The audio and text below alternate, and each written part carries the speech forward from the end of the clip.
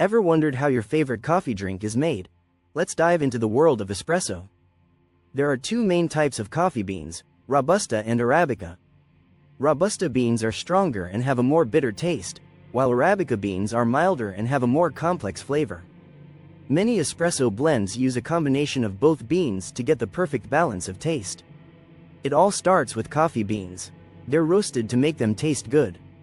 The beans are then ground into a fine powder. This is important for making good espresso. The ground coffee is pressed down tightly. This helps the water flow through evenly. Hot water is forced through the ground coffee. This makes the espresso. A good espresso has a nice layer of foam on top and a smooth taste. Sometimes, milk is added to espresso. It's heated and can be used to make fancy patterns. Espresso is a complex beverage with a rich history. From the careful selection of beans to the precise extraction process, every cup is a testament to the art of coffee making. Whether you enjoy it on its own or as the base for a latte or cappuccino, espresso offers a unique and satisfying experience.